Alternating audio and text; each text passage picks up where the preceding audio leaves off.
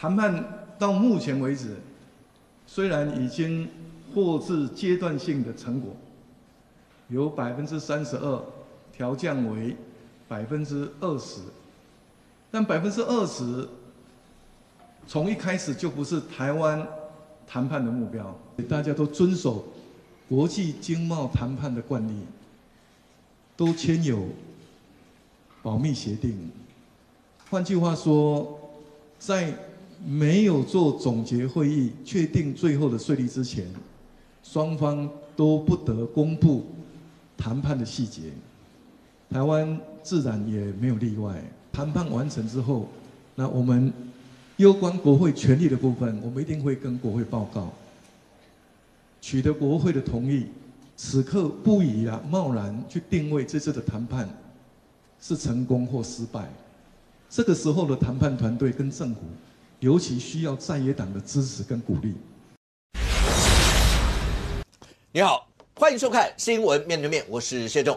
来，一开始为你介绍今天要请到的特别来宾，左边第一位康社社立法委员林俊宪，大家好；资深媒体人理工男黄创夏，天佑台湾；资深媒体人陈东豪，大家好；右边为你邀请到台北市议员钟小平，继满清之后又出现了帝国主义，来，资深媒体人邵逸夫，大家好；财经专家许清煌，五个，大家好。好，你光从创夏跟小平刚才一开始的那自我介绍词，你就会知道，大家的全国目光焦点就摆在关税。对，那今天上午开讲了，那川普政府正式公布我们的关税是20%。那赖清德总统呢，在11点半左右的时候，那马上召开了记者会，也告诉大家讲说，这是暂时性的关税，磋商还在进行当中，那应该还可以再往下降。那当然也有人会关心的说，如果再往下降，比照日韩一些的经验，那我们会付出什么样一些的代价？当然，对国内的产业的冲击，像赖清德总统所说，不管关税高低多少，一定都会产生一些冲击，政府一定要做好所有一些准备。当然，从关税一路谈到现在，对台湾所有未来的一些影响，是大家一直所关心的。现在好，你说823大罢免或什么大罢免823，那反正823，可是对全国来讲，这一整个关税的这些问题影响有多大？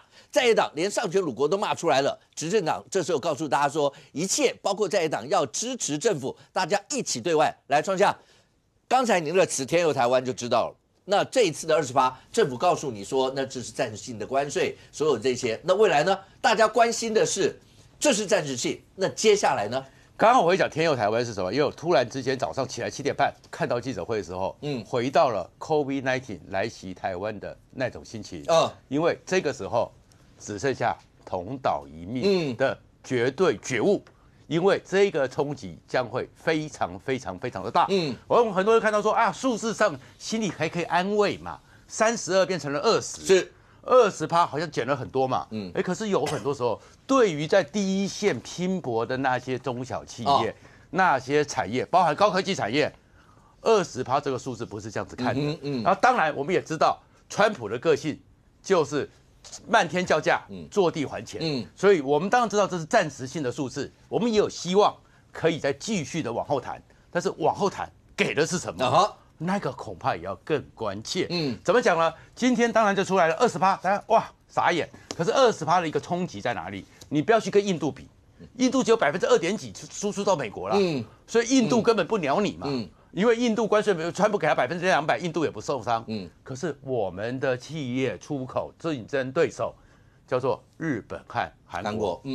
我们现在如果不往下降，5%就是一个高度的。他们15%，我们是20%嘛。对，所以差5%，差5%，他们的接单，就会有迟疑，就好像台北港你会看到那么多的汽车，现在关税不定之下，就一直在那地方大不停。对。那台湾的产业韧性一向很好，那10年、20年之后他们爬了起来，但是10个月、20个月内呢，这个难题，当然一定要好好去谈，一定要继续的帮我们这么多的每一趴数字，大家不要看只是数字，如果你真正了解台湾的实质在第一线拼搏的那些产业，1%，就是几万家的生计，长照的需求，小孩子的学费，所以这个时候要做好全方位的准备。而且讲难听一点，这时候再互相埋怨来去埋怨去有什么用？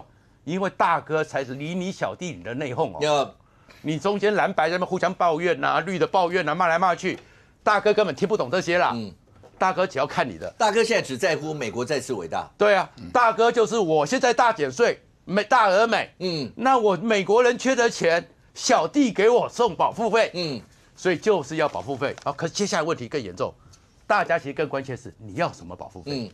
那日本4000亿、5000亿，对不对？4000亿被杠掉，因为你死破猫败选了，趁你需要你命，杠掉，对不对？杠掉之后，下面5500亿。南韩对不对？也是出来，你知道4000亿美元，很多人讲说是一个什么概念？那有人呢用的还是比较专业一点的。我们台湾对不对？我们的那个包括一整年的税入几年？对，我们的总预算4年，那个大家听的还没感觉。你知道4000亿是什么吗？换成台币，4000亿美元是12兆台币。12兆台币意思就是我算给你看，52年，全台湾没有机会每个人领1万块，对，就是1年2300亿。如果12兆下去，52年台湾不要讲，每个人领1万块，那个钱台湾的钱，而且虽然日本有条件说我只是融资，我不是投资，因为投资和融资差很多。但是台湾他给不给你只是融资的条件还不一定哦。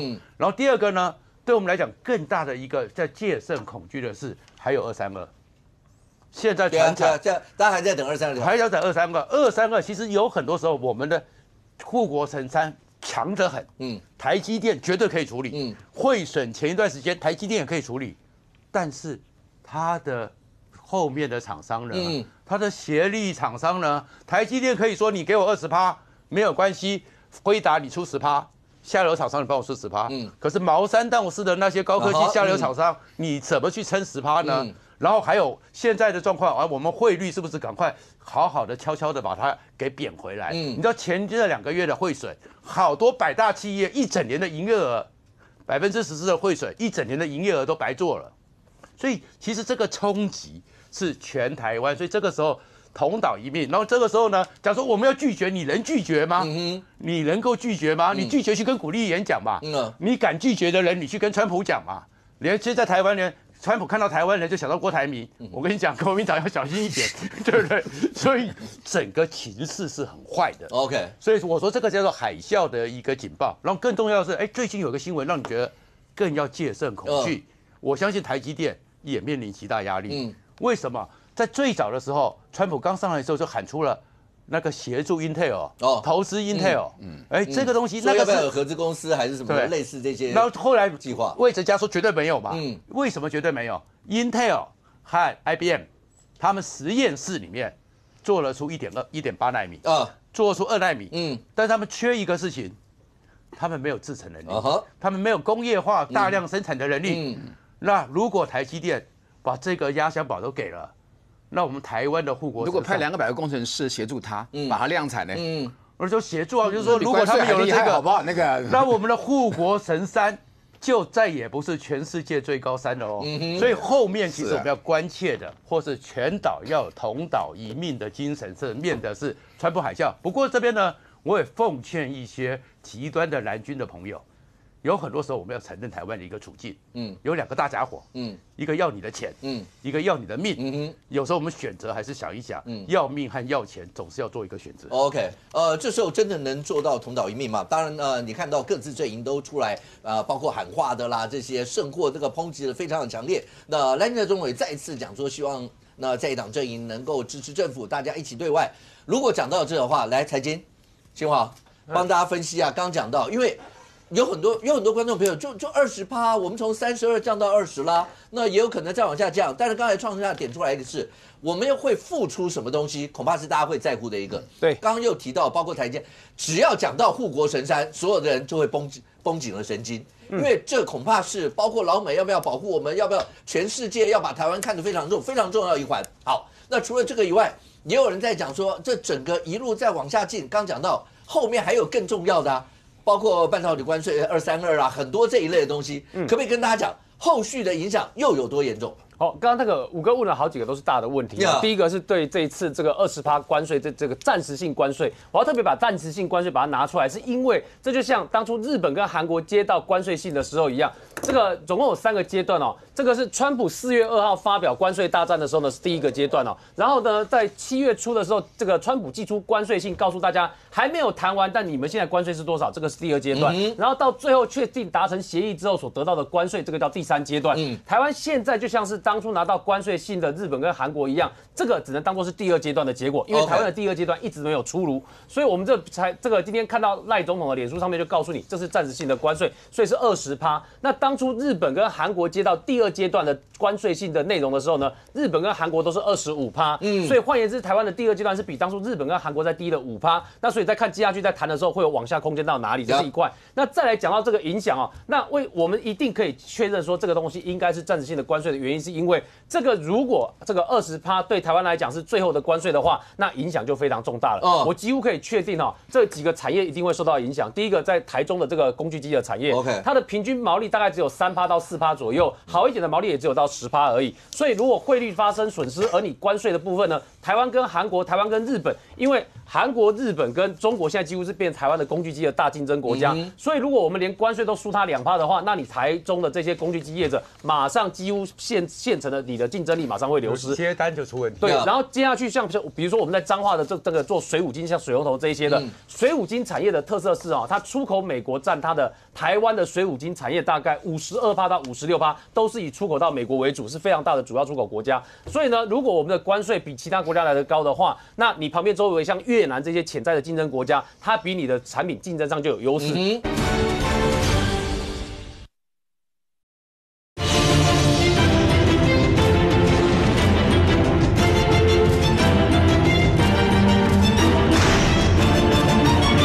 如果我们的关税比其他国家来得高的话，那你旁边周围像越南这些潜在的竞争国家，它比你的产品竞争上就有优势。那另外一个是像比如说在高雄的做这个螺丝啊，是重镇啊，高雄做这些螺丝的呢，它的毛利本来就已经不高了，所以然后旁边的几个国家，包括像中国在内，又是主要竞争国家，如果你谈下来的关税税率又比人家来得差的话，那几乎注定你的这个台币升值吃掉你的获利，然后你的关税也吃掉你的获利，所以对这些产业来讲都会出现非常致命的危险。所以这个也是我们在说这个20%这个关税呢，在我在看这个关税如果是最后的结果的话，这恐怕会很伤害，所以它应该不是最后结果，这是第2个要说的。那第3个要说的是呢，那这个我们如果还要继续再往下谈的话，就势必要释放空间出来，要去做交换。是因为谈判就是基本上就是你要什么，然后你要拿什么去做交换，对方要什么，然后对方拿什么来跟你做交换。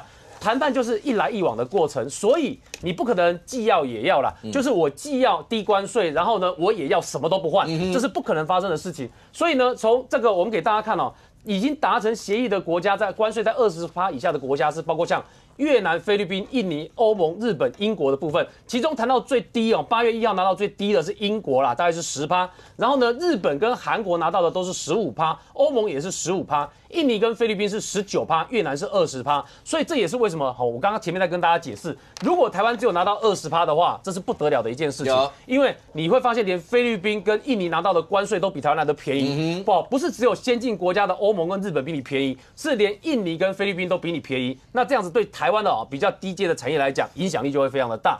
所以这个也是为什么我们在讲这些谈成的国家跟台湾现况有什么不一样。来，第一个，这些谈成的国家跟台湾几个不一样，可以分3个部分来看。第一个跟台湾的不一样呢，是来自于说，虽然台湾跟他们比较像的是都会遇到买能源这件事情也就是跟美国买能源来降低这个贸易上面的逆差，看起来是一张牌，然后跟美国买波音的飞机也是一张牌，但台湾其实对买飞机的需求跟印尼买飞机的需求是不一样的，因为毕竟它跟台湾比起来，它是比较年轻的国家比较新兴国家，市场经济发展。然后第二个部分呢，是在于说，日本跟韩国最后都做了农产品决定要开放的决定，对，也就是说，像日本决定把自己的稻米市场开放出去。各位观众，日本对于开放稻米、开放农产品这个市场呢，在过去几十年来都是极痛苦的事情因为日本的这个自民党的选票几乎是以农民为主日本对农民的保护也非常的大，所以这也导致于说，每次只要遇到日本谈判要谈到农业的时候呢，日本的农民的主要团体就会优先出来发表意见，然后甚至去做抗议。所以在日本呢，农业谈判一直都是很困难的事情。但是日本这次决定要开放农业，而最重要是连稻米的部分，日本也开放了。这个对于日本人来讲哦，虽然日本这一阵在缺米啦，但即便缺米，日本也没有贸然开放米的市场啦，你可用调货的方式。所以你可以看到，日本这次对美国是连稻米市场都开放。然后呢，在南韩的部分，南韩也是在农业上面卡了很久。好，汽车业要开放，这个日本汽车业也跟着开放，但是在于说这个农产品的部分，南韩最后也开放了，但南韩哦。这个有一个新闻的形容词，形容叫粮食主权呐，意思就是说呢，南韩虽然粮食开放了，包括那个很多的农产品开放了，但是在稻米的部分，南韩最后决定把它守下来，没有开放，好象征他们自己的稻米的主权。但原则上，粮食市场要走向开放也是不可避免的。所以从粮食、汽车、能源，然后一直到你现在看到在这个市场开放的部分，这些都是美国要求你，而且美国这次的要求几乎都要求要一步到位。换言之，他要你市场几乎就不能有歧视性的，要一次通通都开放，当做他给你关税的条件。所以这也是为什么这对这一次来讲。对台湾的政府来说，是哪些项目在谈判的时候卡住，就变得很重要的点。那今天赖清德总统脸书导师有提到几件事情，他有提到有4个项目是政府要立守的底线。那其中一项就是包括粮食在内，这也是我个人揣测啦。台湾现在会不会跟美国的部分在粮食的部分卡住？所以这个也是为什么今天这个20%的税率接下去会谈到多少，会用什么东西来跟美国去谈判，就变成大家关注的重点。好，这是第3个部分。那第4个，刚刚5哥问到的问题，又包括说，那我们的这个台积电或是我们的企业投资的部分，会不会被拿来当做交易的一部分？然后呢，这几天讲了很多啊，包括台湾可能要花12兆。这12兆一给了之后呢，就会影响到台湾的这个我们一般的国内的福利。是，那我要这样讲啊，就美国现在谈的投资，不是你政府自己拿钱出来做大投资，这是2个完全不同的概念。那我举例来说，像比如说这个你的企业来投资，比如说像日本，他们就推出他们几个主要的企业到美国要去做投资，他把那个都算在日本企业总额要出的钱里面。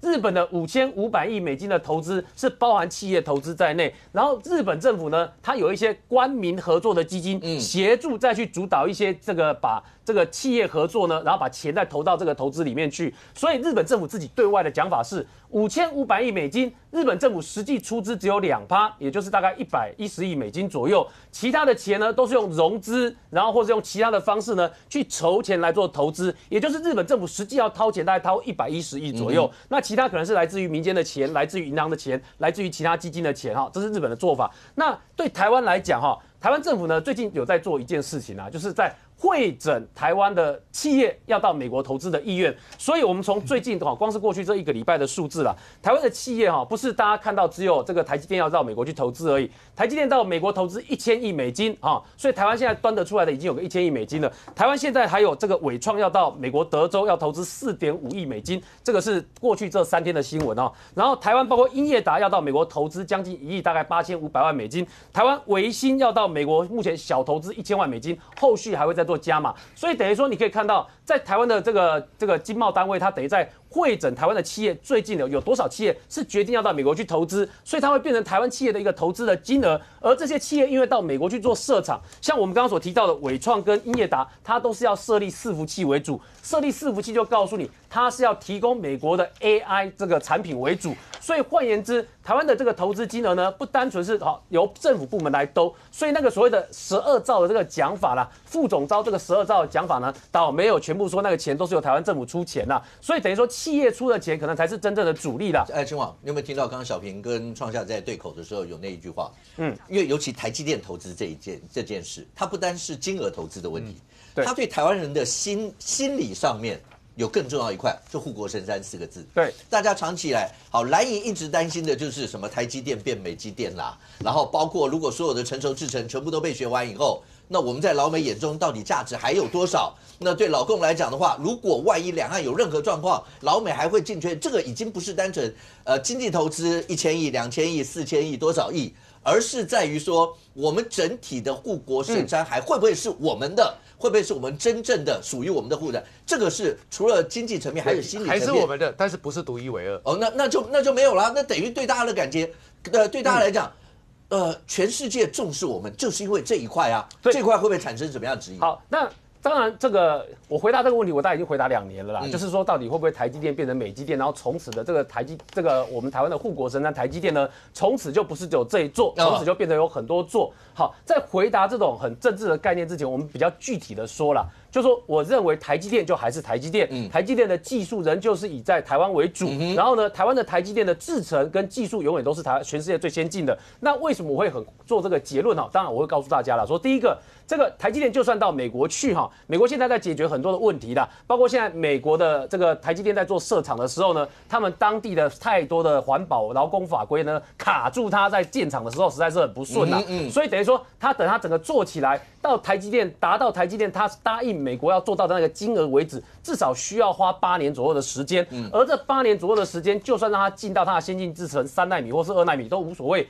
因为8年后台湾的制程绝对不会只有3奈米、2奈米啦，然后8年左右的时间，美国这几个厂的产能，我讲的是预估产能，因为一座厂盖下去，它都有它预计要做几片晶片的产能，但占台积电的总产能大概就是5%、6%左右，所以这数字是推得出来的，这是第一件事情啊。那第二件事情呢，是成熟制程跟先进制程对美国来讲，美国这次接下去在本月大家会看到台积电要把成熟制程跟先进制程分开做处理，因为先进制程呢那个不可取代性实在太高了，所以换言之，你美国就算要课它高关税，那个关税呢到最后一定是买家买单，然后成熟制程的部分美国会分开做处理，因为成熟制程中国的产能实在开太大了 ，OK， 所以它到时候两边要用什么样的关税政策，这是另外一件事。那第三个。这个也是台积电董事长魏哲嘉出来告诉大家的。台积电的研发方式不是说我到美国去设了厂，拿地就在那一端。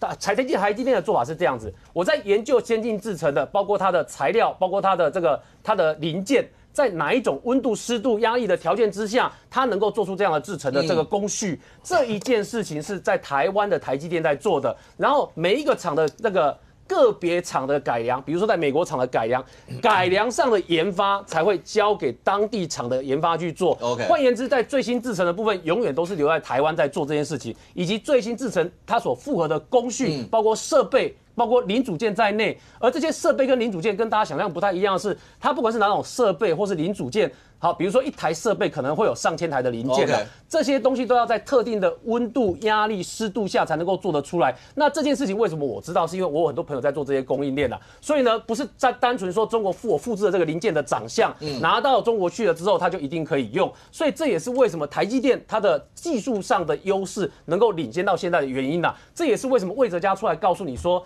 这一大段主要的功课研究跟 R&D 研发中心的部分，我们仍旧是留在台湾啦，只有个别厂的良率提升的研发会留在个别厂，比如说在美国的台积电的亚利桑那厂，或是在这个日本的熊本厂，或是在德国的这个德国厂的部分。所以这个也是为什么我认为这个在台湾这个部分1、2的问题呢，它被取代的可能性很小。所以这也是为什么早上这个20%的这个关税税率出来之后呢，看起来只有一开始的时候。台股下跌的幅度比较大，但大家都解读说这应该是昨天美国费城半导体下跌的影响导致，所以到后来跌幅收敛了，所以台股后来的跌幅收敛，慢慢跌就没有跌到那么大。Okay.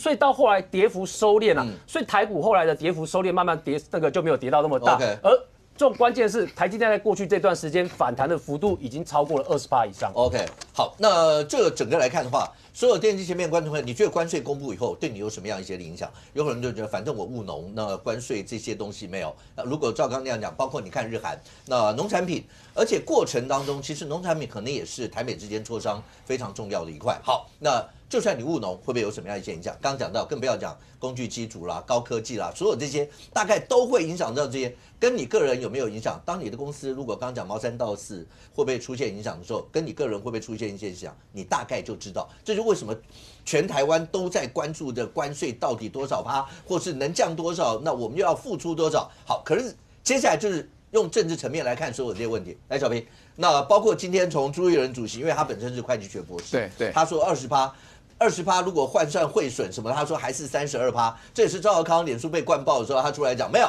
他也算给你看，其实还是32%。然后你们连丧权辱国这些词都出来，可是在这种今天开记者会的时候就直接讲，这种谈判一定要在野党也支持，因为傅昆萁很早就喊啦，就算磋商完，那所有的条约麻烦送到立法院，意思就是在野党点头你才能过。现在在野党会怎么样看这个？民进党就是要活，民进党独活啦。要死的时候，老 K 一起死。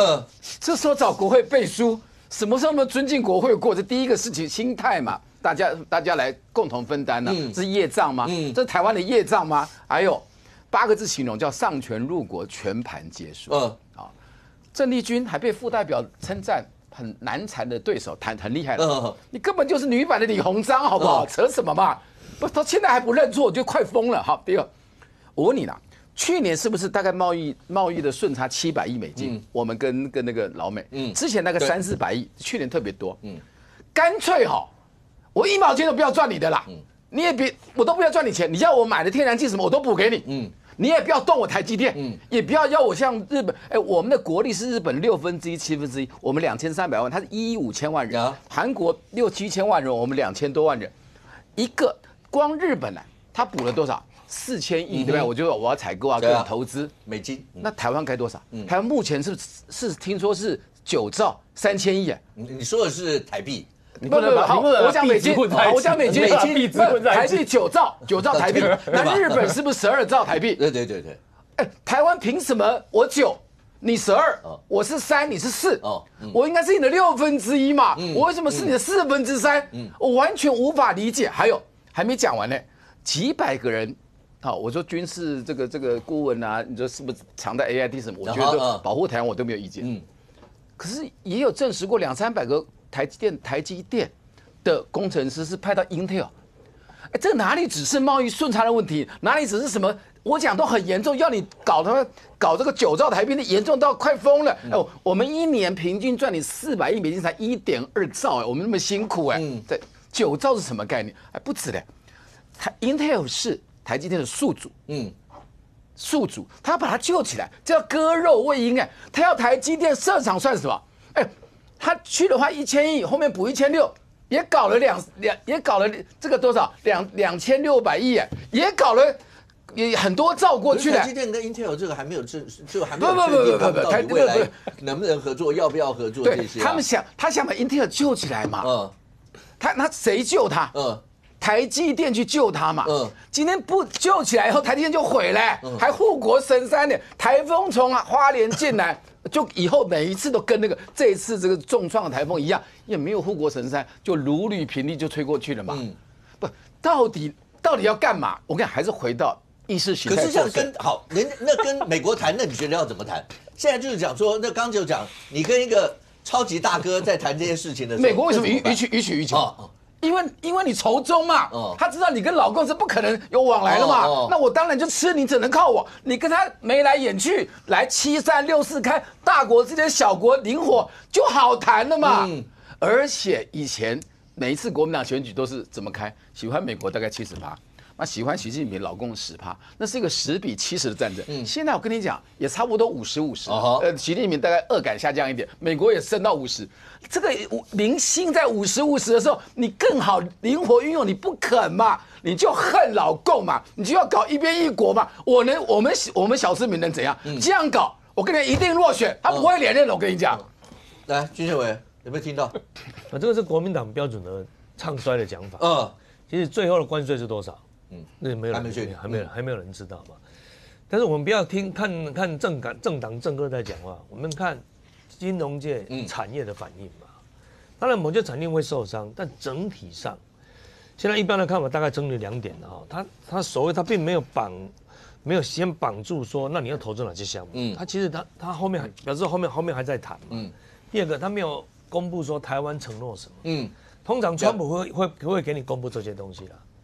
如果你已经有承诺什么，或者是说你绑住你要投资哪些项目，这个对美国有所得，因为他是美国总统嘛，他一定会把这些好消息。我们举例了，就像刚刚亲王在讲，像日本一直守着农产品那一块，对，然后就后来他连米都开放，日本一直守着汽车产业，对，因为汽车产业是日本，几乎是命脉，结果后来日本汽车产业也全面开放，包括关税那往下降到，就到最后，那他们就像您刚刚说的，他会公布这些，对，表示你看我对美国人民讲，美国再次伟大，这些人连这个，可是我们刚刚讲，如果再这样，我们势必是不是也要付出一些什么？第一个，那台湾因为表示说，台湾跟他还在谈嘛，那照理讲没有在谈，如果以正常推理，那川普应该是拳头伸出来，那没有，他只先给你一个20%，那其实表示说，其实大部分的地方都有共识了。哦，日本跟美国卡住大概2个地方，一个是农业，一个汽车。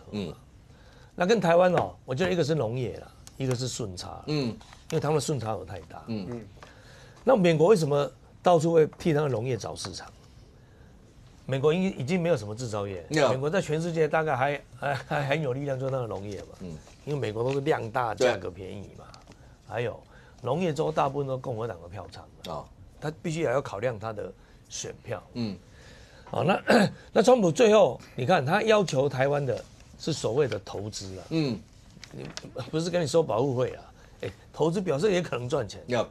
他只是要求你要去投资，那投资大概有几个，一个象征的意义，第二个就是对美国制造就业机会嘛。好，那你说台积电，大家国民党一直很喜欢扯台积电，其实台积电我要说它其实算是世界的台积电的。你看台积电的股东成分，大部分都法人啊。你说真正台湾人持有台积电，问一下亲王有没有3成？亲王他外资大概7成有没有？有啦，有，差不多有外资版7成。所以台积电的老板是外国人啊，只是他的研发能力、制造的地方，他最重要的工程师、经营者都在台湾。好，那如果台积电失去竞争力，台积电变亏钱或少赚钱，那第一个反对一定是他的股东嘛。他股东很多都是美国人啊，那美国的重大基金其实都是台积电的大股东，所以台积电不可能美国要搞死台积电，那你美国等于搞死自己嘛。所以我是觉得大家先冷静对待。那你看看产业的一个态度了。第一个，以目前来看的话，大家都认为台湾一定势必很高的机会可以争取到更好的一个关税。那第二个，其实朝野有没有共识？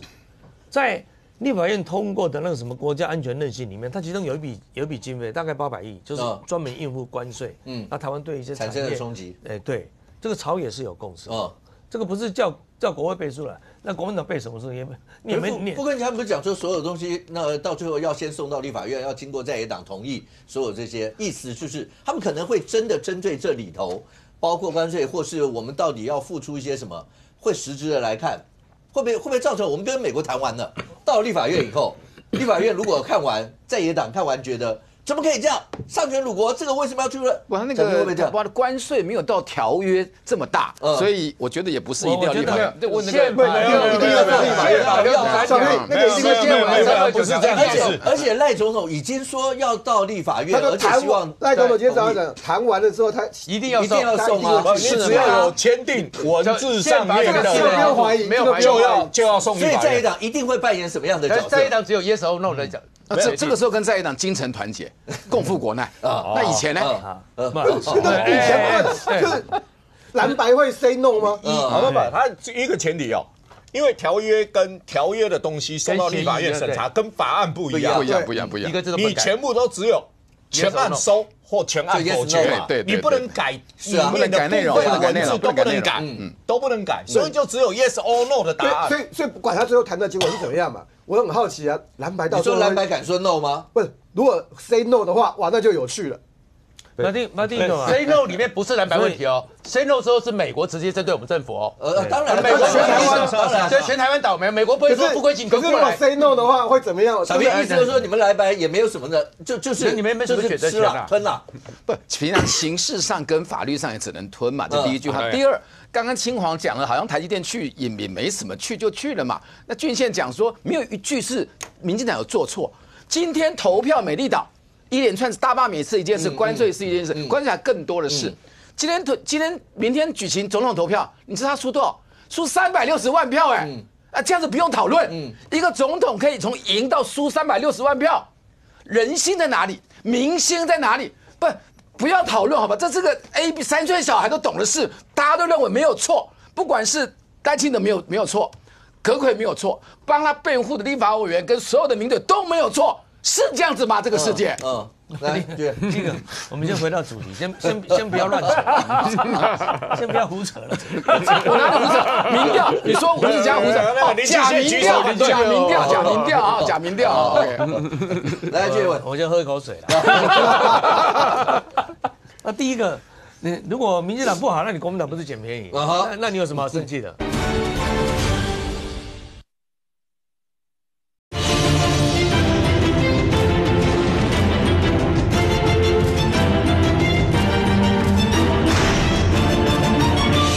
第一个，如果民进党不好，那你国民党不是捡便宜？那你有什么好生气的啊？我说这个关税的问题，不是民进党找在野党背书，我们必须要按照程序来嘛，那现在国会现在蓝白多数是，那谈判的结果还是必须要跟国会报告嘛，经过国会的同意嘛。那其实我觉得对经济上我认为厂商对关税大概它应变能力大概都有，因为降关税要美国的关税问题不是最近跑出来，对啊，我认为台湾要比较小心的是汇率的问题，我反而看起来大家比较就厂商比较怨言多，或者是觉得我们必须要注意的是我们在汇率上，你尤其这种暴涨暴跌这个对厂商的伤害是非常大。那我所谓的政治人物应该要克制一点，就像赵少康这种嘛，你他不讲32%，那讲完他也不道歉，到现在他也说他没错，他跟你讲说他连汇损算下去，就他们现在的算法都把什么汇损12%，而且他跟那个朱立现在哥俩好，有配合讲话。对，那你当时讲32%，你就要讲好，你的刚刚你有你的算法，你不是嘛？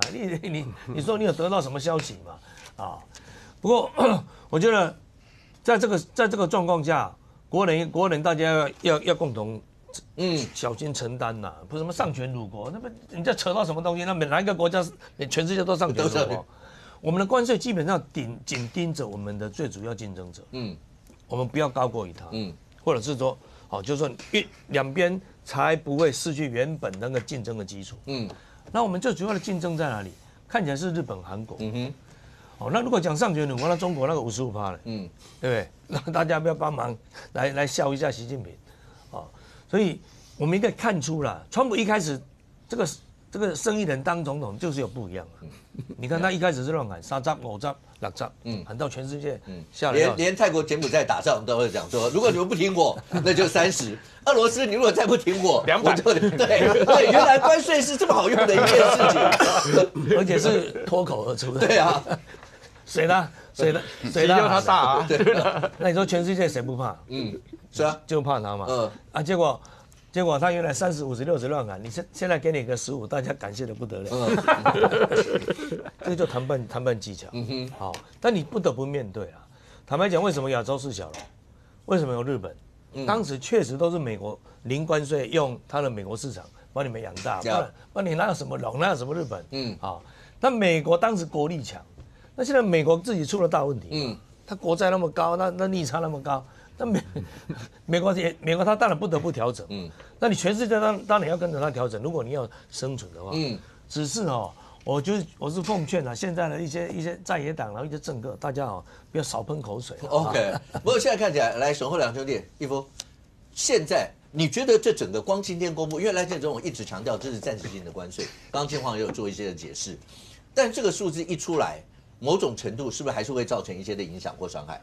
那要看后续到底能够争取到什么样。而且我们都在跟日韩比这些，除了在比数字以外，尤其像韩国，因为刚讲以小事大，事之以智，你要怎么跟美国谈这些？他就是根本走比你出的这些。而且最重要一点，南韩吧，谈完15%以后，他们的国防部长美国国防部长就说跟韩国之间的协防牢不可破。那对我们来说，我们更需要美国，包括在军事上各方面一些的支持。如果有这个条件摆下去，就很难谈吗？我们有人形容这算投名状吗？它是一个很现实的问题嘛。对啊，你看之前那个美国的众院的外交事务的主席去参加一个论坛视讯，他就怎么讲？别想两边压如果你两边都要讨好，就是对美国的侮辱。他说：“你不要想要经济靠中国，然后安全要靠美国，不可能。”这叫极强派，你叫侮辱美国。你说两边都想讨好，就是侮辱美国。最终会失败你看那话讲的多狠，然后你也看到那个国防部长之前也在讲不要极强部会里面都出来跟你说不要极强就告诉你别想，国防靠美国，经济靠中国，你两边都想讨好，就是对美国的侮辱哦。两边讨好是对美国侮辱那是哦。对台湾敢讲的话，欧盟、日本他敢讲的，都不要跟老共往来了吗？日本跟欧盟也不是这样子哦，他欺负你嘛，你就甘心被欺负嘛。对呀，美国跟韩国讲话，已经这么呛了，啊，台湾真的，美国跟欧盟讲话也很呛，他觉得你更弱，更需要我嘛，他有筹码在恐吓你嘛，就这样子嘛。那就不用谈嘛，你也知道嘛，那你就是关税谈判，你要怎么谈嘛？你要看今天最下面这个才是最有意义，英国，英国跟紧老大哥就是10%，对啊，那你要怎么谈嘛？那你就跟他说，我关税都不让，美国你兵我们出事你也不要来，那就讲大声一点嘛。问题不是这样嘛，有这么容易嘛？就算不做生意，那个伤害也比下要的然后小多了嘛。没有顺差都算。300亿美金，我不要跟你做生意可以吧？可以的吧？那还要怎样？不行，还要怎样？不行。他是几万家，国民党如果主张，国民党可以这样主张啊。如果国民党主张说我不要跟你做生意了，不跟美国做生意了，你要我亡我只能不跟你做生意嘛。2026年你们彰化要不要选了？谁？水五金是美国最大，那是彰化最大的产业，50几%都出口到美国，那要不要选了？那你现在关税差5%，那个工具机也卖不过人家，好不好？小明讲话不会听啊。我们尤其黄旅锦如今天又出来了，1000万，已经交保了。我们不看预赛啊，你直接你12强，你看日本多强，输在最后一战，冠军就是我们嘛，啊，最终的汇率关税是多少决定嘛，对啊，但是不管你决定多少，就算我们15%跟日韩都一样啊，哎呀，国民党一定都会有很多话讲，哎，你看人家我们也投资这么多。人家韩国把稻米跟美牛守住了，我们为什么没有守住？哎，他不跟你讲日本开放，他跟你讲韩国。但是到底后面能够守下来关税多少，跟中间还会付出什么样的代价，这个之间到最后一定会被拿出来讲。因为现阶段大家本来预期就15%到20%嘛，所以你看到股市也没有什么太多的震荡，那。产业别一定会有影响嘛？就是说我的主力是在，就是刚才讲的彰化水五金，我的主力出口是在美国，那我就受伤比较严重嘛。如果我的只有少部分，我的受伤会比较轻嘛。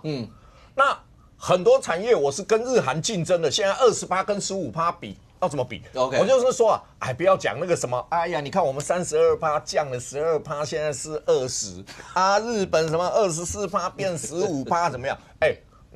那个都只是过程，因为最后的决定是最后那一个数字嘛，那一个数字。那你今天总统府25分的记者会，请问一下，我们有听到什么？我说实在话，什么都没听到，只有一件事。如看《红楼梦》，不是保密协定啊，我们不方便讲。一个保密协定，所有具体的东西你完全听不到。有传言我们3000亿美金投资换什么？保密协定，什么都保密协定。哎，我们325，我们323那个贸易扩充那一个有危害美国国防。等调查报告出来以后会更明确。哎，调查报告是美国在调查啊，270天内要调查完成嘛。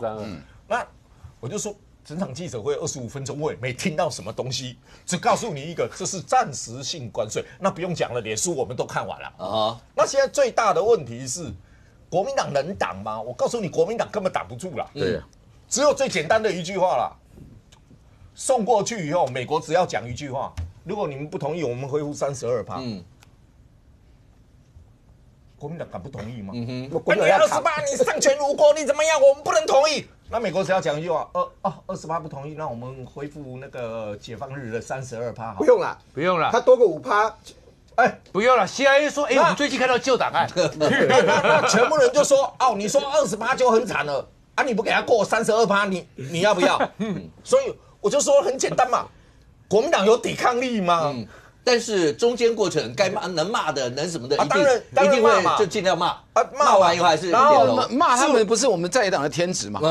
骂他们是我们要执政，好不好？我们来做就不一样嘛，对不对？你可以骂，但你可以骂，但是你要讲出个道理来嘛。我讲哪里没有道理？不是，我不是说你入国，这个还有道理哦。你闭嘴，你不要讲话。不要15%你也上权入国，你闭嘴不要讲话。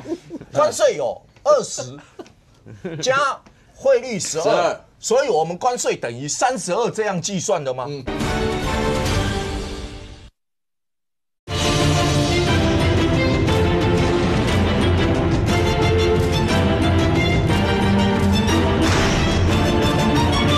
关税有20加汇率12，所以我们关税等于32，这样计算的吗？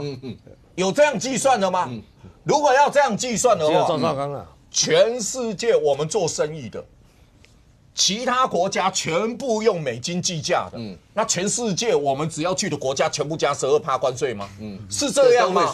关税跟关税汇损归汇损嘛，你不要加起来去强行解释我当时为什么说32%嘛，对不对？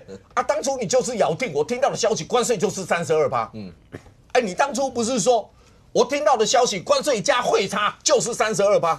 哎，这两个不同的意义哦。刚才过程当中，大家在论证的时候，东海有没有听到小朋友冒一句话？有，国民党来谈就不会是这个样子啊。对啊，有没有听到？有啊，对啊。那如果真的国民党来谈，会是不一样一些的情形吗？现在好，当然对赖政府来讲，你说前面刚经历到那个大罢免，所有这些，说实话，大家也很关心一件事情，像中南部的风灾啦，然后包括水灾，因为最近的那个包括气流各方面，那大水不断，大家希望尽快能够解决灾民的一些问题。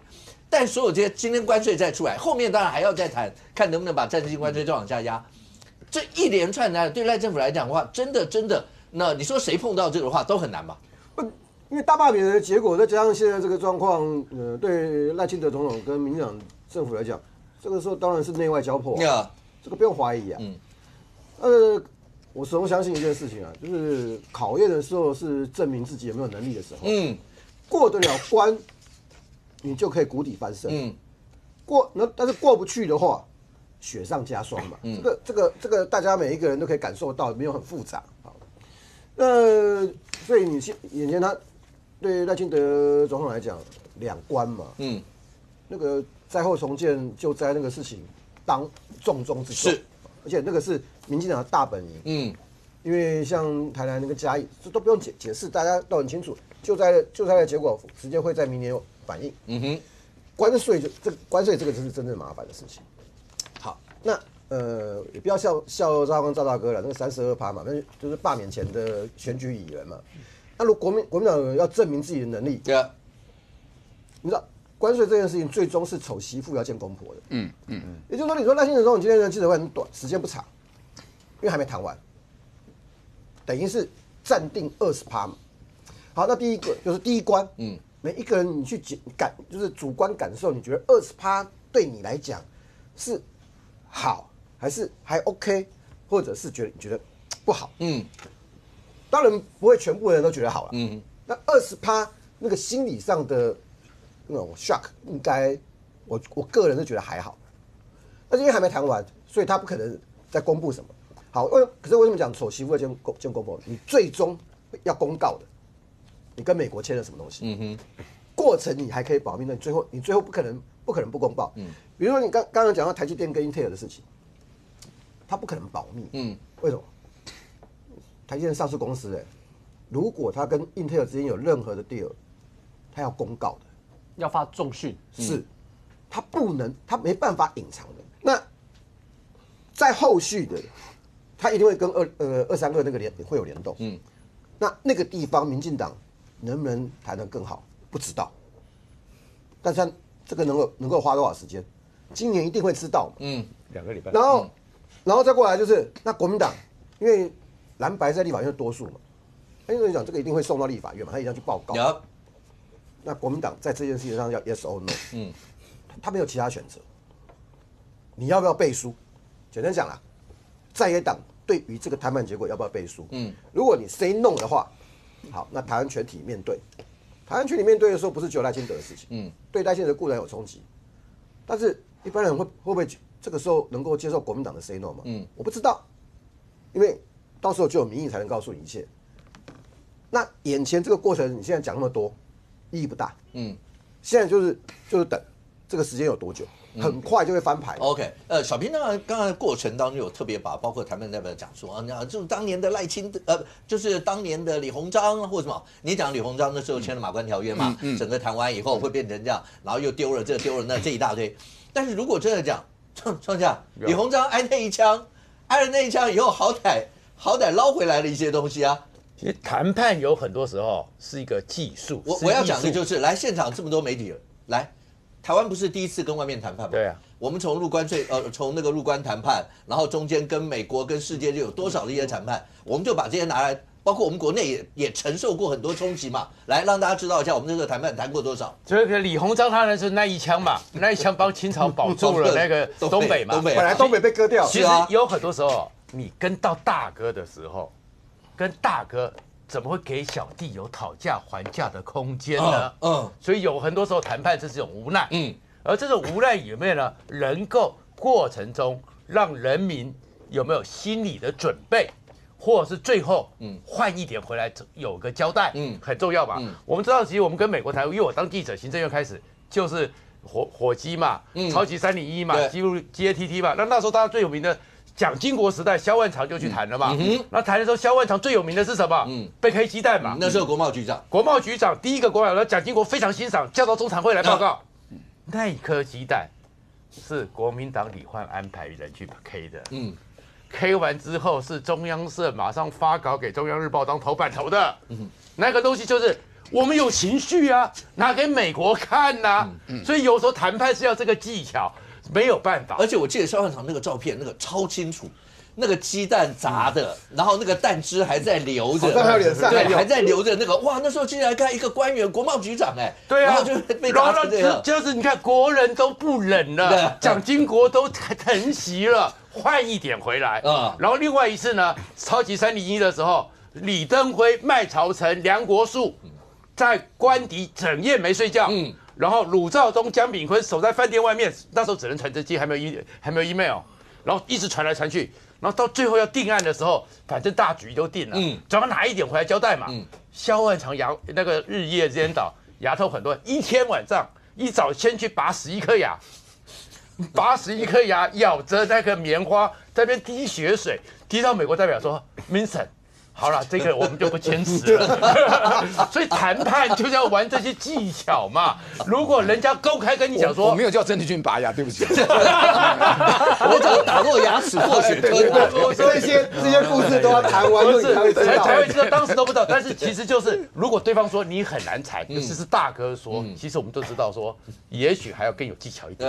对，我要这个。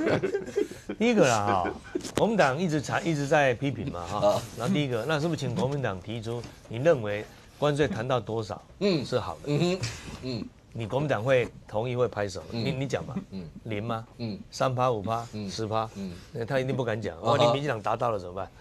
对，那请国民党讲。补充一下，我们今年好像是人家的贸易顺差的第6名还第7名？对啊，太多，700多亿。所以川普不会跟你说你跟日本比，跟韩国比多大，我只看贸易顺差。我们第6名，在他的我们今年数字在这边了，对啊，我们今年是第6名了，第6名啊，对美国贸易顺差739.3亿，去年啦，去年今年才够1倍而已啊，去年搞不好还比去年。所以大哥不会听你小弟讨价还价啦。那个川普每次讲到台湾，他讲最多的都是贸易顺差，这我刚才提到，我们的卡住就是农业还有顺差，那你要告诉我美国你要如何降低顺差嘛？因为尤其这几年。偏偏又暴增，所以国民党一直骂说谈不好啊，什么林李鸿章都跑出来了啊，顺差就减低顺差嘛，他不要入超那么多嘛，因为还要顺差减低，还要台积电过去，还要买武器，不到底可能要缴9兆台币，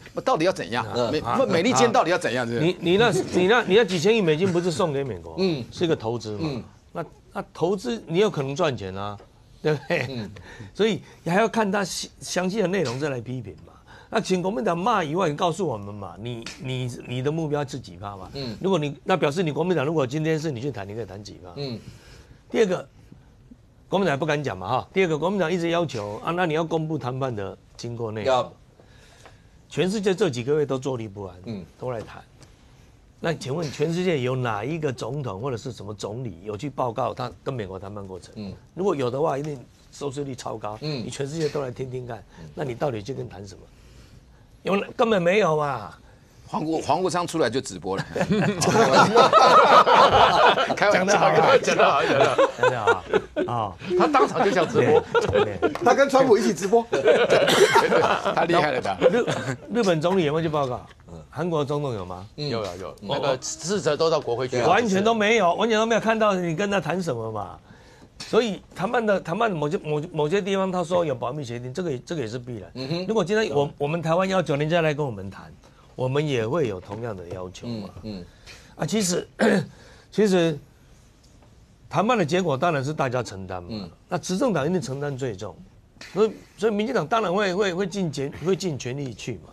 只是经济的谈判是有相当的一个复杂性的。如果谈得好，其实也不完全是任何人的责任，或者说任何人的功劳，就要看你这个国家的经济结构，还有你的经济力啦，就你的被需要性嘛。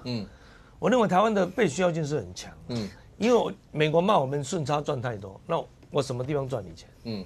都是电子东西嘛。那台湾不是卖成品的，就是说不是卖一个产品，我卖的都是零组件。那零组件卖的是谁？都是你美国公司需要的。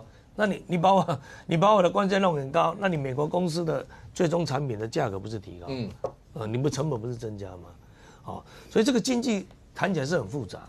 那我们希望大家就是国民党当然会把它当成一种政治操弄工具嘛，只是还是有一点点的一个水准呐，你像赵少康讲32%，现在又在胡说了，但最后的版本要弄给国民党我不知道了就是说如果是给傅昆萁，要总召，傅昆萁还总召啊，看黄国昌也是总召啊，你关税的东西给一个经济犯来谈，我不晓得了但是在钟小平，不过小平谈的，不过因为你在国民党内算比较，国民党不会听你讲什么嘛。你说话事与人为言轻呐，还是原我又不是立委，对不对？不是因为你以前都敢讲真话，今天也讲真话，所以国家受辱。所以我说那个朱立伦，国民党要批评的话，第一个你批评内容要具体 ，OK， 那你提出数字嘛，你认为关税多少嘛？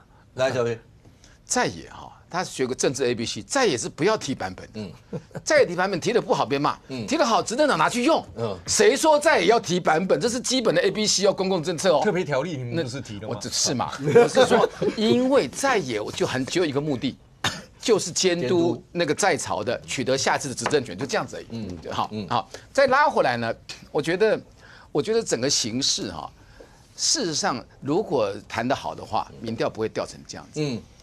应该这样讲，赖清德是一个很别扭的人，赖清德他要做的事情是没有力量可以改变他的。好，这包含了这个24席24-0，我们赢嘛，没有半个罢掉，剩下7个。你不要说一定不要去罢，但王世坚讲这个话讲的话就变成你看到所有的像王一川可以讲说你滚同党跟同党讲滚你看他们所有的发言人系统就承主席之命，就是杀无赦。国民党也有人叫你滚你不能这么批评。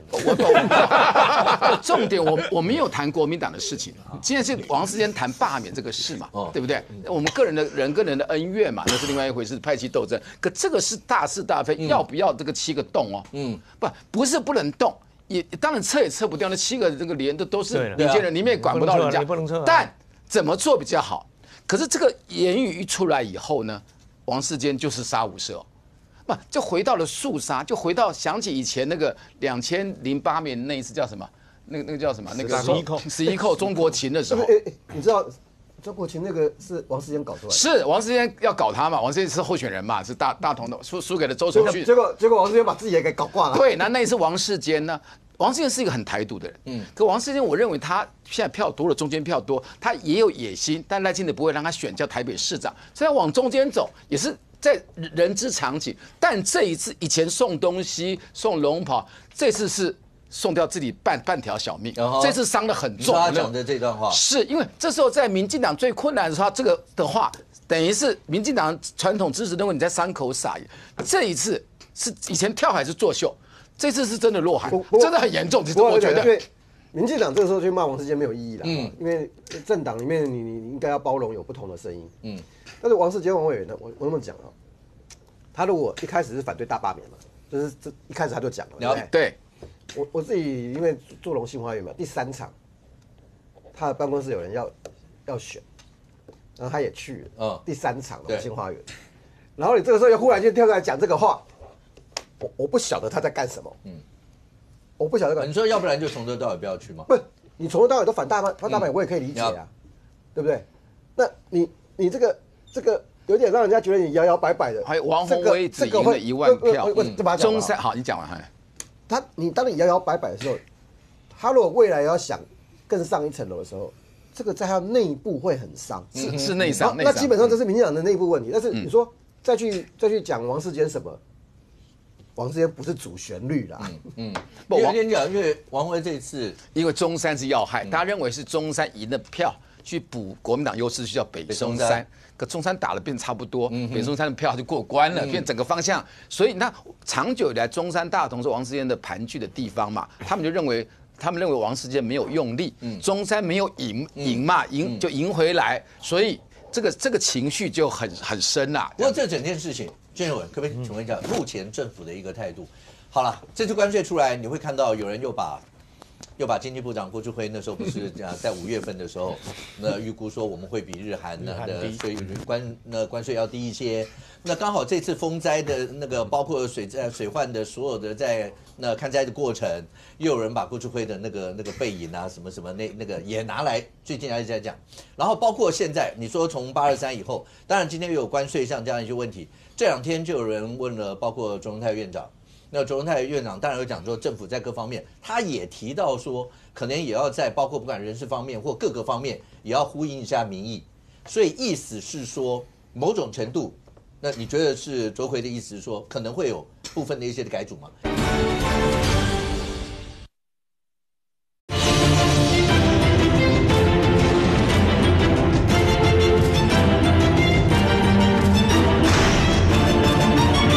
所以意思是说，某种程度，那你觉得是卓奎的意思是说，可能会有部分的一些的改组吗？刚才讲关税这件事，小平他们一直讲着，如果跟823这，你看，在野党卢秀燕也说要专心一致对外，然后蒋万安他直接说政府停止823大罢免，一致对外，他们现在把这个都牵扯在一起了。第一个，那个823的大罢免不是民进党，那国民党当然一直打这个旋律啦。就认为823就是赖清德民进党发起，那其实刚刚小平你有提到嘛，你这个没有办法停止，这是人民的权利嘛，国民党也发起过大罢免啊，国民党罢免3Q 啊，小平也发起过啊，对不对？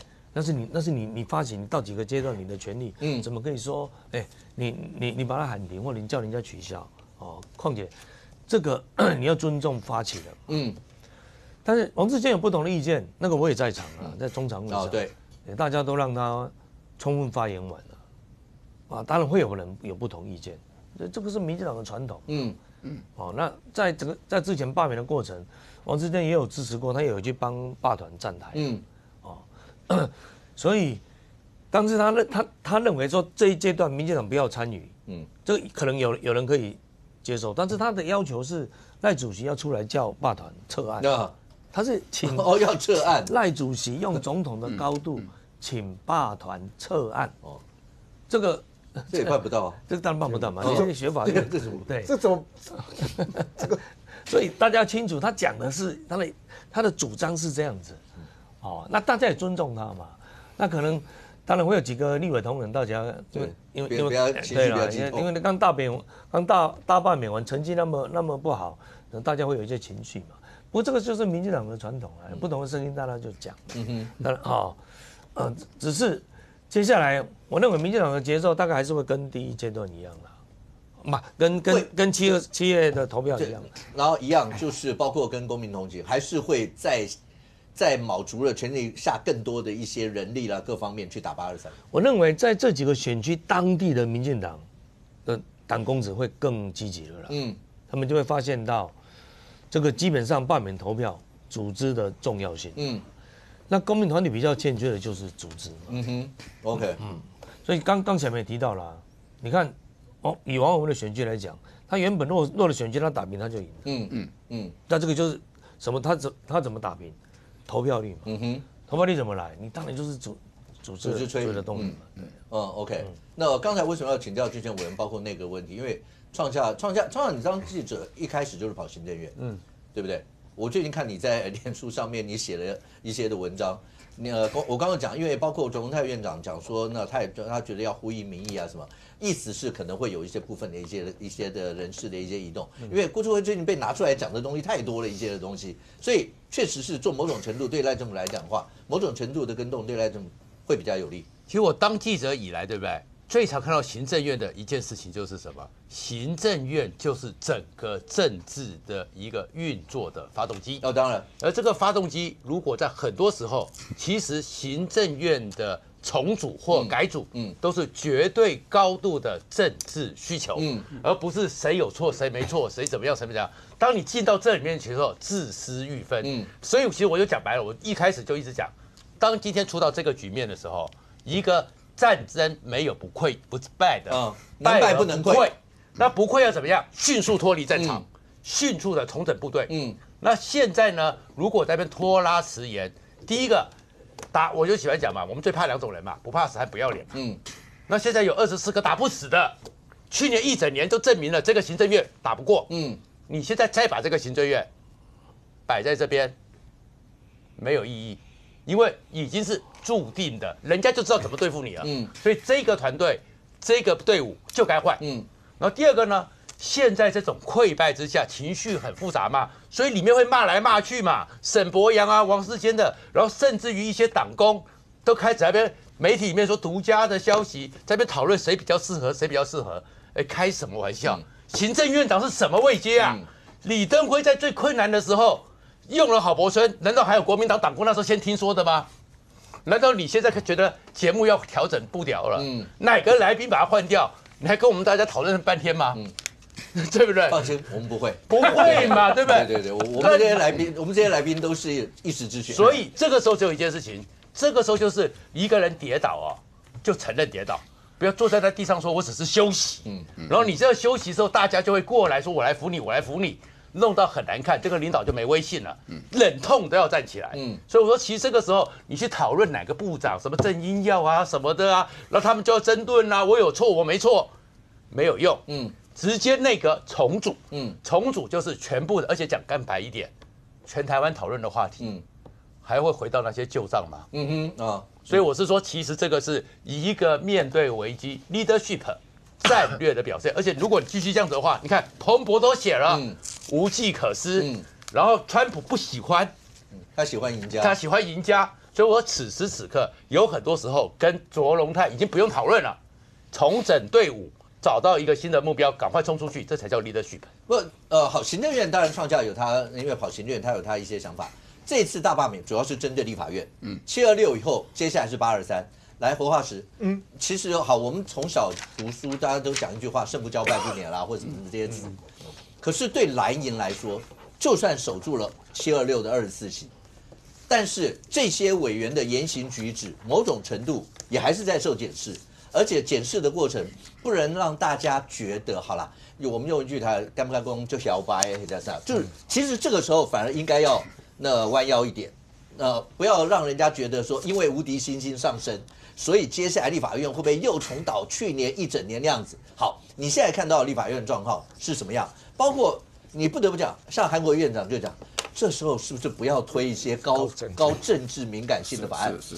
意思就是，如果再来一次这样的话，虽然不能弄罢免，但是民心上辈是可能变的。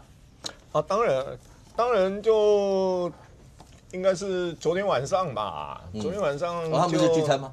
对，在君品饭店的餐会嘛，大概去了30几个立委嘛。那韩国瑜说不要推高度政治的法案，就是在那一场里面致辞讲的嘛，那致辞的过程当中，因为里面还有823嘛，然后就讲了这一段话。那当然，你去看总召也有致辞总召的说法也差不多也差不多也差不多哦。甚至于在那里面的时候讨论来，傅昆萁也同意这样的啊，对啊，在那里面的时候讨论来讨论去的时候，也讲到那个徐姓立委啊，他就占8大门派呀，什么什么什么，里面今天有跟立委聊天啊，立委都说啊，有了，大家都希望这个少讲话啦，不要在社群媒体站东站西的啦，因为毕竟还有7个人面临这个问题嘛，哈。那大家也都在讲嘛，那其实里面又讲到本选区的那个安然过关的那一位立委嘛，就是书记长王宏威说，连看到这个叶元之过关都很感动，要流眼泪嘛，大家都说叶元之哦，还在上政论节目，你说。当天要上这种节目，但后面他有到了，晚到了啊！哎呦，晚到了，你就看到那一个气氛，其实是蛮轻松的，就是说大家都回来嘛，而且都过了嘛，对，然后未来的7个他们的判断也是相对比726挑战更高嘛，但是避免波及了，我们讲嘛，所以你看，国民党里面昨天。黄国昌的那个协商4个案子，其实我努力的看，翻过来看，倒过去看，国民党谴责柯建铭移送纪律委员会的案子，为什么没有并进来？你注意看哦，国民党有提这个案子哦，完全没有并进来哦。那你可以看到国民党有些议题上面让民众党去主导，他们闪，他们现在反而要推什么？他们要推救灾特别条例，希望拿出来救灾特别条例啊。他们也在静观其变，看1万块的东西啊，你要怎么样哈？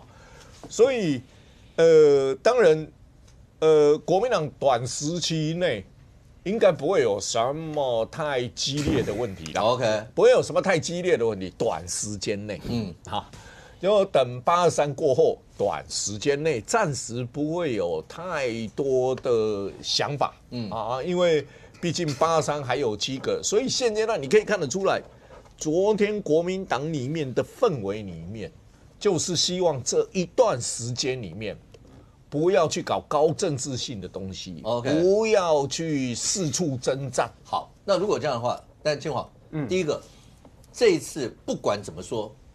大部分大家都解读蓝白合确实这次发挥了很大的一个功效，所以你看蓝营的很多委员言必称，包括洪昌主席，然后感谢小草，所有这些未来的政治必胜方程式就是蓝白合吗？而这所谓的蓝白合，你说一路这样往下打，对他们来说，对绿营来说，你如果真的就是蓝白合，他们不是每次讲6成对4成的战争，那绿营怎么办？你不能每一次都这样好。那这次感觉上氛围有点意味。那823这一仗，你看到绿营就讲说，他们接下来也不见得会跟你打什么反共什么这些，他可能会跟你打的是一些民生上，或是那些委员个人有没有什么样一些的问题。但是蓝营显然也有警觉啊，所以刚才上峰讲，那他们就讲，第一个不推政治法案，第二个那某种程度大家都尽量不讲话，那先过了823以后再说吗？我觉得这分几个部分来看，第一个是先回答这个蓝白合这个题目啦。蓝白合这题目有趣在说，其实认真看结果是各选区不太一样。像比如说你在新竹市来看，蓝白合所以才能够吹到，就是高虹安跟郑正乾会有12万的不同意罢免票，比他得票数还高，那就是一个标准蓝白合的结果。因为当初2022在选的时候，这个以市长选举来说，高虹安跟林耕仁2个的得票数相加就差不多是12万票左右。所以等于说以这次看来说呢，新竹市的选区因为在这次大罢免的24区的结构里面，这个每一区坦白说这个状况都不太相同。像有7个区是有到25%的这个罢免门槛，但另外有10几个区是没有的。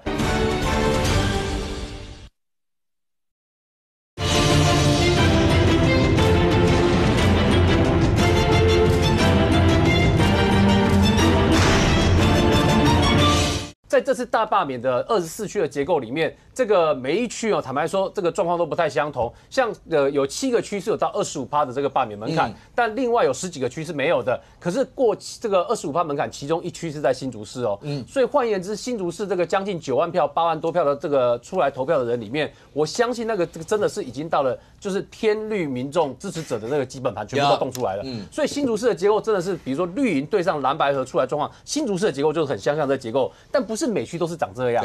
所以这就是为什么我们说，其实每区去检讨，每区状况不太一样。那还有10几个区是没有到25%这个门槛的。换言之，在那些区里面，它是连原来民进党在2024年立委投票的时候，他连他的这个选票还落差有一大段路，所以你才说这个是不是每个区域都是蓝白合的状况？我觉得这是未必啊，这是第一件事情。那第二件事情之后的这个蓝白的状况会怎么发展，还很难说的原因，是因为蓝白在接下去各自有一些考验呐，就比如说像国民党跟民众党短期内至少同一票啊，这个投这个。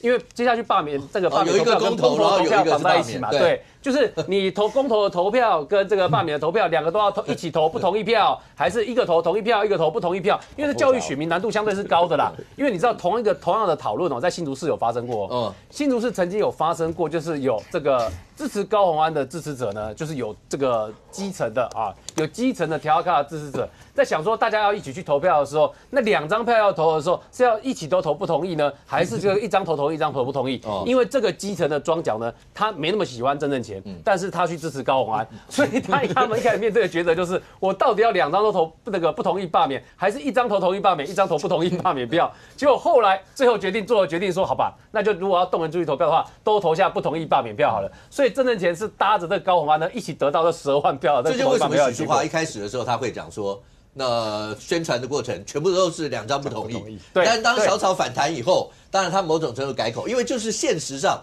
真的你要怎么样去告诉他这些东西？哎，我愿意出去投就不容易了，好不好？对，而且有很多基层是长辈，对，就是你要告诉长辈哈，真的要跟他讲，你有个比较简单的叙述哈，你要跟他讲说，这个字比较少的要投不同意罢免票，字比较多的要投同意罢免票，你可能只有用这种方式去教育他而已。所以你就会发现，在动员基层去投票的过程里面，那个你要告诉他怎么投有难度，所以你就发现才会出现许淑华要他都投不同意罢免票，哎，然后那个对于民众党来讲，觉得你这就是背叛我，你怎么可以跟我路线不一样？所以至少蓝白看起来短期在之内呢，为了这个沟通问题哦，因为许淑华现在虽然看起来跟小草是妥协的哦，可是这不等于最后许淑华告诉他的基层出来投票的行为是长这个样子哦，这是2回事哦。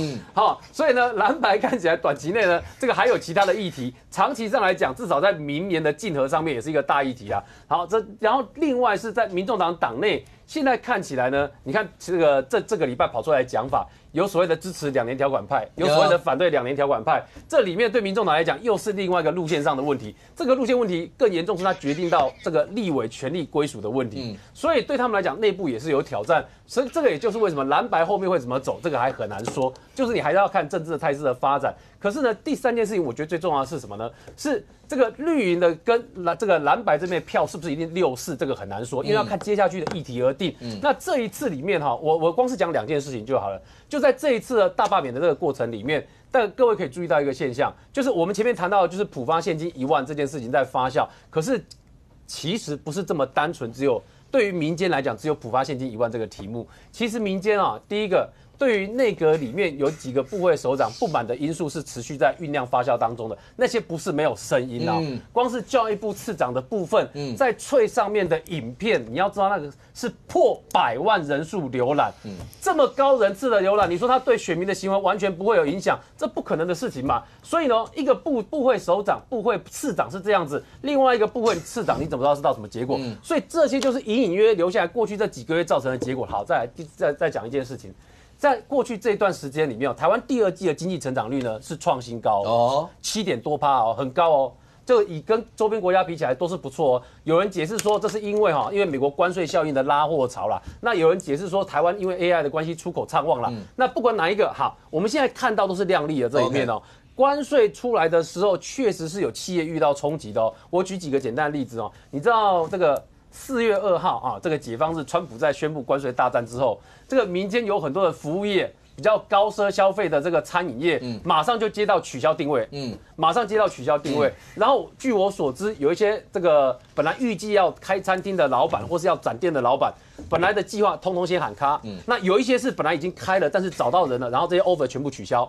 所以你说有没有冲击？都有冲击。所以这些就是过程中，在过去这几个月里面就是我们看到罢免的政治论述虽然很多，但台面下的经济论述其实还是像火一样不断在闷烧的原因呐。所以呢，这些原因呢，会不会随着内阁改组跟内阁总辞得到解决跟处理，我不知道。但是我知道这一段时间累积起来的实质的民怨的问题，或是这个民间民意的问题呢，那个恐怕是执政党接下去要拆弹真正的问题啊。OK， 但是都好。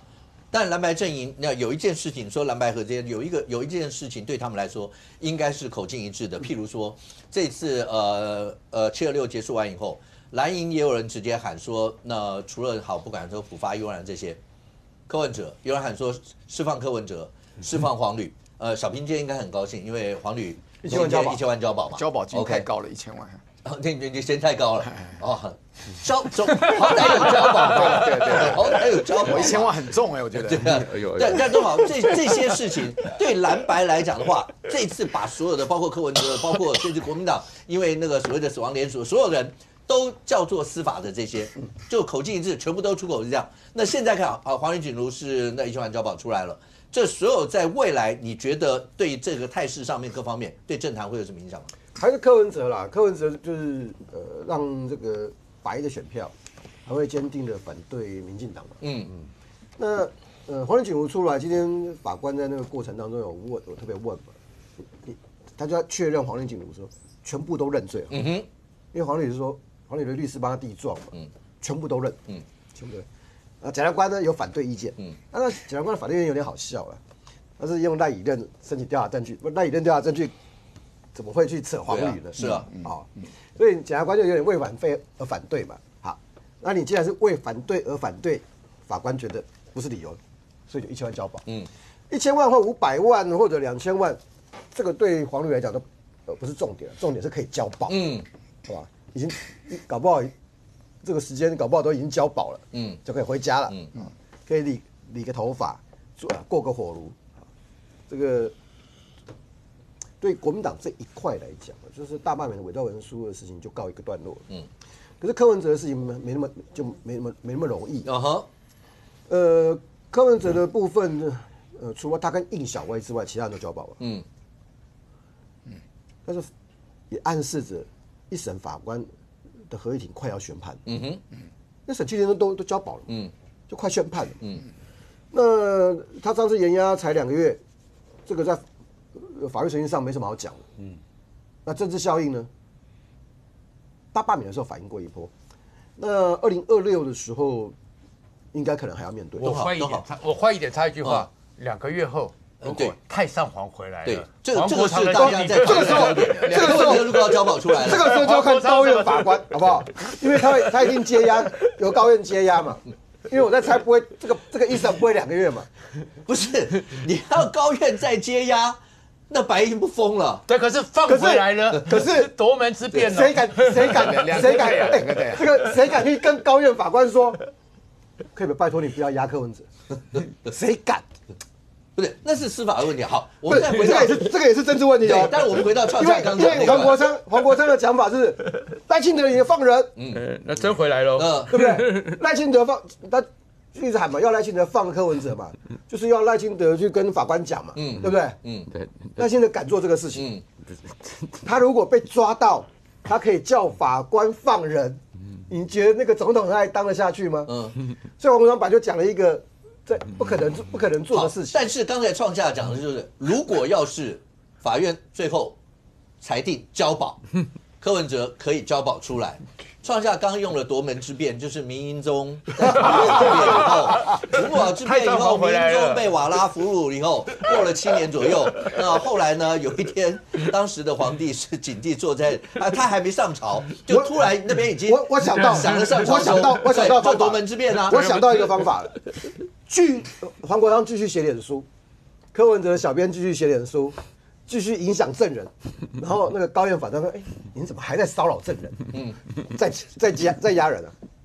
因为柯文哲的脸书不会停嘛，他不会停嘛，但我会继续走嘛，就是有很多小草就认为说我们在干嘛的，就一直跟他们讲说，你原来那个写脸书会影响到证人，你写脸书去骂检察官无所谓，骂检察官无所谓，我已经起诉了，已经起诉完嘛。可是你如果写脸书再去骂法官，一审被骂的结果是这样子，你二审还要来嘛？继续骂嘛，继续骂的结果就是柯文哲压在里面，那夺门之变还会发生吗？那如果要讲到蓝白合的话，小平就一定要问问看你的想法，因为在蓝白之间，一直白银会喊的有一个变数，就是把你跟淑慧两个人拉出来讲。对，那你怎么样看蓝白合？尤其2022、2028，经过这一仗，蓝白某种程度一定觉得，如果能合，对单一的大型选举一定是有利。那你会怎么看？现在的白啊，形势每天都在变，蓝白也在变，其实跟两岸一样嘛。我讲一个外行看热闹，内行看门道。请问你，台北市这5个区立委都保住，对不对？是赢1万到赢3万。好，王宏赢1万，赖清德赢3万嘛。然后这3个区是蓝大于绿，中正华是平盘，是大同这个士林是绿远大过蓝哦，然后士林北投是绿略大过蓝，就换句话说，我们赢了10万票，扣掉那2个区3万，只有挣7万，其实是戒慎恐惧哦，就你知道看起来我们不要被那个整个大环境，但是我们大胜，但为什么桃园赢了18万，我们只赢7万，算起来哈，好，那7万讲完，当然还有它的优异的条件，但我意思说，民意如流水。说变就变，这差距不是太大哦。好，再拉回来，回到白跟蓝怎么合作？那东豪讲那个重要的，阿北放出来，阿北不是一个不管事的人，他可以轻法律，因为有人帮他喊清清白白，包括我们的厂子不拿了牌子吗？是啊，重政治就是2颗太阳。他出来第一件事情，你2年条款废不要不要废？因为他放出来可能就是。12月搞不就放出来了？在柯文哲会放出来之前，2年条款那个问题8月10号，8月10号党所以2年条款不用担心，好不好？好，第二8月就知道了。出来是不是确定2颗太阳？太上皇厉害还是皇上厉害？谁有票？小冲票多还是小草多？今天他会不会黑手伸到白的？不管是县市长或特别是6都的议员的提名会不会？他不可能不管事，他不管是陈佩琪会写脸书，好不好？大家同意吗？我跟你讲，所以陈佩琪继续写脸书，对，柯文哲就比较难出来。对，这问题就解决了嘛？不，如果出来的话嘛，2颗太阳，那个有强大的汉格之处嘛。好，然后黄国昌提一个白，第一个要提什么人？提几个？你提这个人，如果阿北太上皇不满意，他去报那个没提名的站台，请问你谁当选啊？很难讲，我跟你讲啊，我真的，其实赖清德坏一点哦，要赶快去拜托法官，每天公开烧香。我认为拜托，我认为赖清德很快就放他出来了。他出来以后，他们不合的时候，我们怎么跟白合？白要先解决，那白的票是确定了，已经不会投民进党，只是投不投国民党。好，然后那我们为什么韩国要提那个什么概念呢？要提那个这个就是要提高度，对，不要高度的政治性法案，要经世利民的法案。再来这张，你觉得他为什么要抛这张？我认为是很想有选总统的味道嘛，那卢妈妈怎么办？对啊。来，我跟你讲，不要这样子吧。卢妈妈好不容易有机会，这是以前的照片。这张照片是道尽了我们高层的千言万，因为3个人很红嘛，他红嘛，他有票嘛，蒋万红、卢红啊，我认为他这个就是还未死心，而且他有那个条件。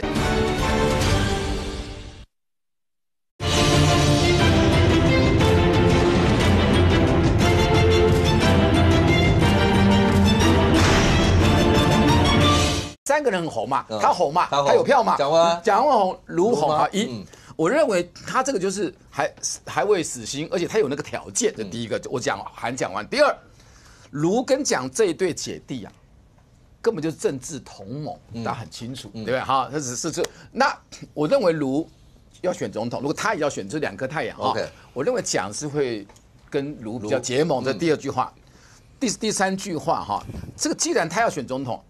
然后卢要选总统，那请问是不是主席变很重要？所以加强这张照片出来会加强了卢更会去选主席，这个很重要的政治的一个选择了。我这边也是小人之心哦，不代表真的这样想。不代表真的这样想。823之后有7席是在中部，掉1、2席对国民党没伤，但是好像林秀燕来，俊文，不是小人之心而已。包括蓝白这件事情，对你们未来在选举上面，还有黄国昌跟柯文哲真的会两颗太阳？就是国民党一直骂说司法是民进党在控制啊，赖清德用司法当武器啊。你还记不记得我在你节目在讲了几个月？我说如果真的可以影响的话，司法了哈，然后就赶快把柯文哲放出来，民众党一定大乱嘛，对吧？黄国昌一定坐立不安嘛。那你民众党的干部有些事情如果不通，那我跑去跟柯文哲报告，创党主席那可以吗？也可以吧。那黄国昌你不必思思念念想你这个事情，那柯文哲的看法是什么？这绝对会。更何况你还有什么2年条款嘛？你2年条款后面8个是柯文哲答应的，那柯文哲那时候提名的嘛，对不对？那黄国昌现在也是有理由啦，你们要那个去找柯文哲嘛，所以证明说民进党没有办法影响司法，要不然我这个很容易就看得出来，哎，我早就把柯文哲绑出来。但这一次在大罢免上，黄国昌是大赚，因为成功有100个母亲嘛。每个人都有出力嘛，那有一点国民党绝对不敢否认，就是民众党的帮忙。确实啦，在这种那么激烈的投票，多1%、2%的选票就不得了。那民众党有没有这样的功用？这个，因为他现在赢了嘛，他的解释就会有嘛。那也表示说，国民党越离不开民众党。那黄国昌，你看好像大罢免投完票的第2天就来要债啦，就来讨债啦。新北市长要跟他谈啊，黄国昌很清楚啊，对不对？如果我选的话，那大家一起死啊。他要复制柯文哲那个模式嘛，就在野大联盟啊，就大家来比民调嘛。那这个状况会不会只有新北市？第一个新竹市看起来国民党铁定要让出来了。你哪敢不让给民众党？而且民众党是现在的执政党，对不对？那个什么高虹安投票还那么高，对不对？国民党这个地方一定要让出来嘛。那新北你看，黄国昌已经摆明了，他就是要新北。那除了这些县市长以外我认为两边最激烈的会在议员议员投票那更惨了，多席次选举，选票铁定扯来扯去。尤其同质性的选票就那么一大桶，多丢一个石头进去哇，那个产生的变化就不得了，涟漪就不得了。但对黄国昌来讲的话，他民众党要活下去就要有议员，这个才是等于种子在泥土扎根嘛，他才活了起来嘛。所以蓝白现在大概大罢免以后就会走出蜜月的阶段，很快就要面对政治的现实，就是明年县市长跟议员的改选了。OK， 俊文最后能不能让大家聊？因为这次包括风灾跟大水这些，中南部有很多的地方确实都深陷其中。我看那个在媒体上面，包括您那更不要讲赖总统会一直下去，包括希望能够解决所有这些，可不可以跟大家就最短的时间讲一下？包括过程当中，您跟赖总统在这一次在中南部的地方救灾的过程里是？第一个当天早上。我就听说，海边很严重，所以大概我就直接跑去七股了，我进去看一个部落，我真的吓一跳了，我那个你很难想象，跟战争的场面差不多，就好像你在乌克兰看到的一样，几乎是灭村了，没有一个房子是好的，然后停水停电，电话又不通，所以那边看完以后跑出来等有讯号，我就立刻联络总统。我说可能比你们想象的都要严重100倍、1000倍，你要马上下来。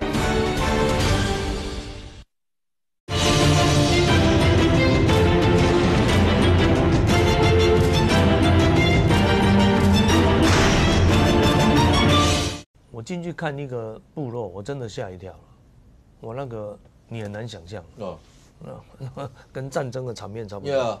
就好像你在乌克兰看到的一样，几乎是灭村了，没有一个房子是好的，然后停水停电，电话又不通，所以那边看完以后跑出来等有讯号，我就立刻联络总统，我说可能比你们想象的都要严重100倍、1000倍，你要马上下来。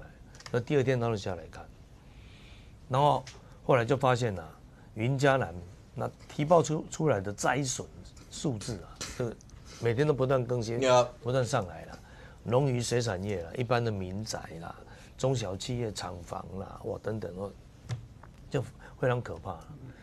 所以我当时就最早我就提出，那也呼吁国家要定特别条例。就今天早上，这个是很少见的，在立法院哦，3党共识了。然后立法行政也共识，就行政院要提一个特别条例出来。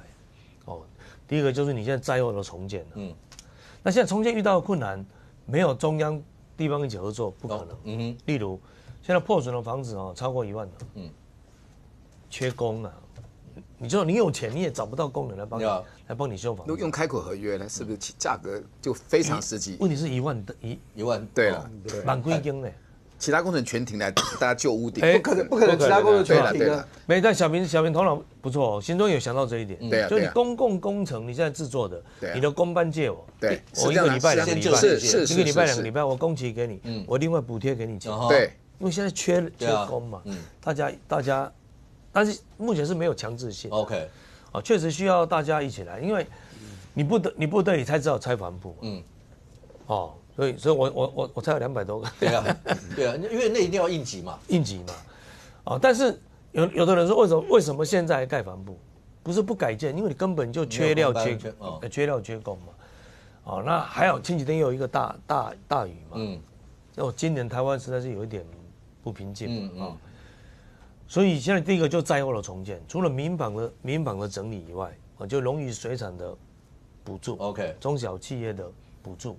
另外，我也发现台湾的基础建设其实非常脆弱。除了南北的差距以外，城乡也有很大的差距。就是以台南嘉义来讲，市区跟那个郊区，哇，那个天差地远。所以我们对于强化一些所谓的韧性的基础建设，这个也要赶快来做。OK， 来上空最后30秒，你对于包括刚刚讲说蓝白合跟那个黄鸿昌跟柯文哲之间，会有刚刚来宾讲的，你觉得会有这样一些汉格吗？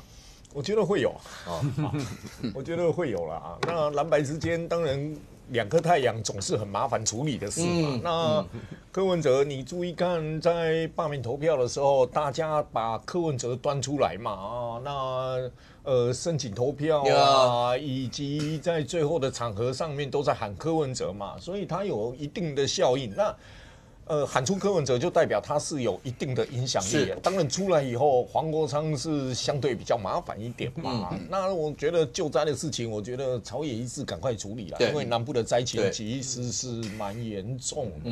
我觉得那一个应该把他罢免之后啦，也可以当做一个朝野可以开始对话的一个支点，从这里开始去降低朝野的冲突，我觉得它也是一个好事。那今天唯在现场让大家听到觉得最乐见的是刚刚俊生委员讲那提出来的那特别条例，对于所有的那个受灾群众，朝野没有任何一些的意见。这对台湾来讲的话，对，这就是台湾人民希望看到。如果对台湾人民有任何好的地方，希望朝野大家能够捐弃任何的成见，尤其像这样受灾所有这些地方，那有什么方式能够尽快帮助他们能够复原？那对国内来讲的话，那整个关税后续。包括这战性关税能够压到多少？中间那还会跟美国磋商谈判，会有哪一些的一些付出？那大家都在看着未来怎么样，我们大家拭目以待。非常谢谢所有来宾，也非常谢谢观众你的收看，谢谢我们的妹，我们下周见，拜拜。